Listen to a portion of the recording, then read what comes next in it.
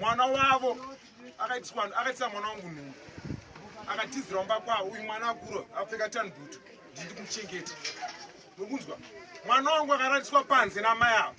vakarara vachiita weti mujagi vakamuka makuseni vakasvodira mwana wangu mukunzwa here havana kana sendi ravanisa pamwana wangu ndakachengeta mwana wangu nemuzukuru wangu kusvika nhasi ndorwadziwa zvisingaiti saka da kutaurira hama dzekwatumba kuti ndikupai 48 hours pa 2 years ndachengeta mwana wemapepa ndaitaka wachild muchateerana makatedzana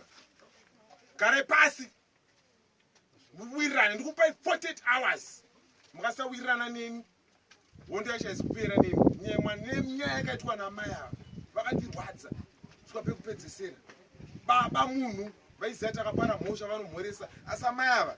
handivaregerera dai kudenga kune tv ndoida kuona kuti vari kugara sei ndaivateera kusiko tonopedzerana bozi vakurumidza kutorwa namwari sandapedza shungu dzangu ndarwadziwa mdara ndakarwadziwa nezvakaitika mwana wangu akadirwa weti ukadzunguruta weti mujagi so makuseniswa kuti kupe mwana wangu ndikukupai mahours kumba kwacho munogona ridya nemajechi ndikutokutaurirai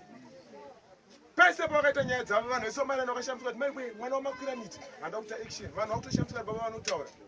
but nhasi pedzerana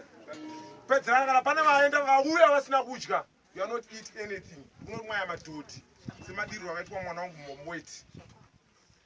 angara nezvangu ngabuda pachipedzerana